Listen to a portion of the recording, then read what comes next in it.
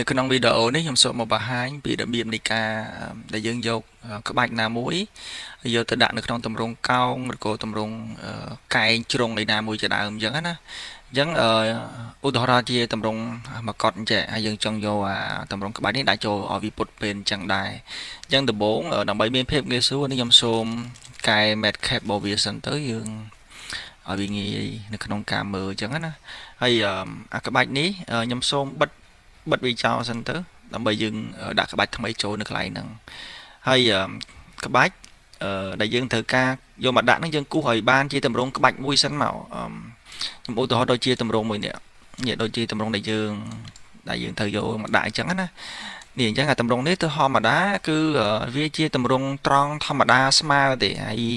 បន្ទាប់មកយើងបំលែងវាទៅអញ្ចឹងនៅពេលដែលយើងចុចយកវាអញ្ចឹងហើយអានេះខ្ញុំឈរនៅលើវាឥឡូវបើសិនជាយើងអត់ឈរនៅលើវាទេវាអត់ចេញអាកាឡាហ្នឹងទេឃើញទេអញ្ចឹងនៅពេលដែលយើងឈរនៅលើវាចេញអាកាឡាហ្នឹងអញ្ចឹងបន្ទាប់ពីយើងឈរនៅលើវាអញ្ចឹងហើយយើងចង់យកវាមកដាក់កន្លែងនេះយើងគ្រាន់តែឈរលើវាអញ្ចឹងហើយយើងបំលែង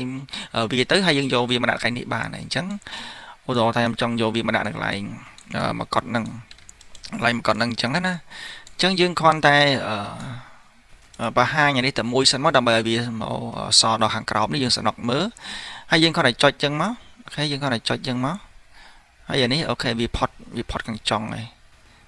អញ្ចឹងខ្ញុំឧទាហរណ៍ថាវាប្រហែលជាប៉ុណ្្នេះចុះណាហ្នឹងហើយប្រហែលជាប៉ុណ្ណឹងអញ្ចឹងបន្ទាប់ពីបានអញ្ចឹងហើយ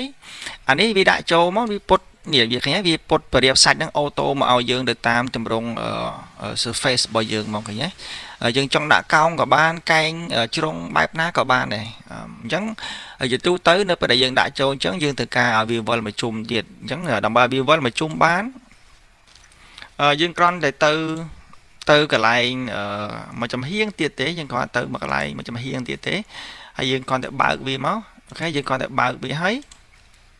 យើងចុចឲ្យវា rotate វិលមកជុំអញ្ចឹងណាអញ្ចឹងអានេះខ្ញុំចង់ឲ្យវាបានវិលមកជុំហ្នឹងចង់ឲ្យវាបានវិលមកជុំហ្នឹងអញ្ចឹងខ្ញុំគ្រាន់តែចុចយកវាមកចុចយកអាហ្នឹងមកអូខេយើងចុចយកអាហ្នឹងហើយយើងទៅចុចកន្លែង rotate របស់វាអញ្ចឹងខ្ញុំចុចកន្លែង rotate មកហើយយើងវាយត្រូវទៅតាមចំនួនណាដែលយើងចង់បានទៅហើយបន្ទាប់មកវានឹងលោតទៅតាមកន្លែងដែលយើងត្រូវដាក់នឹងដែរហើយអញ្ចឹងអានេះអូខេវាជាប់ auto show បន្តិចហ្នឹងហើយយើងទៅកែលេខយើងទៅកែលេខឲ្យត្រូវទៅតាមចំនួនដែលយើងចង់បានមកអញ្ចឹងអានេះវាមួយទៀតហើយយើងចង់បានប្រហែលយើងទៅឡើងវាប៉ុណ្ណឹងមកនេះឃើញវាឡើងមកទៅតាមប៉ុណ្ណឹងអញ្ចឹងអានេះខ្ញុំគិតថាខ្ញុំឡើងតែបន្តិចទេឡើងអូខេឡើងប៉ុណ្ណេះចឹងណាអូខេបន្ថែមមួយទៀតហ្នឹងហើយអូខេប៉ុណ្ណេះចុះបន្ទាប់មកយើងបើសិនជាគិតថាវានៅមានកម្រិតយើងអាចបរិចវាបន្ថែមទៀតបានយើងអាចបរិចវាទៀតបានអញ្ចឹងណាប៉ុន្តែបើសិនជាយើងគិតថាយើងអត់ចង់បរិចហើយយើងចង់តឡើងចំនួនវិញគឺយើងឡើងចំនួនឲ្យវាមកដល់មកហ្នឹងហើយយើងឡើងចំនួនឲ្យវាមកដល់មកអញ្ចឹងគឺវាបានអូតូមកតាមនឹងដែរហើយយើងដូរ Matte Cap របស់យើងវិញមកយើងដូរ Matte Cap របស់យើងទៅជាប្រភេទ copper វិញទៅអញ្ចឹងគឺក្បាច់ហ្នឹងគឺបានជាទម្រង់បែបហ្នឹងហើយអូខេអញ្ចឹងទម្រង់នេះគឺបានមកពីទម្រង់ត្រង់ធម្មតាដែលយើងគូសដំបូងនេះអញ្ចឹងយើងមើលមកឃើញថានេះគឺវាត្រង់ធម្មតាទេនេះវាអត់មានកោងអត់មានពុតពេលនេះទេគឺត្រង់អញ្ចឹងនៅក្នុង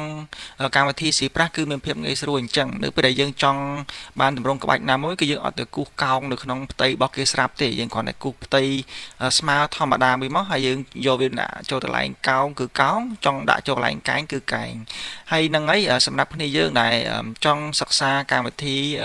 សម្រាប់ការសូនរូបឬក៏ចិត្តក្បាច់គូសក្បាច់អីជាដើមហ្នឹង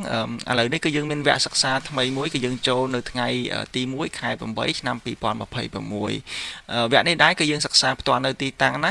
សម្រាប់គ្នាយើងដែលចង់សិក្សាអាចតំណែងមក Telegram របស់ខ្ញុំបានណាអរគុណច្រើន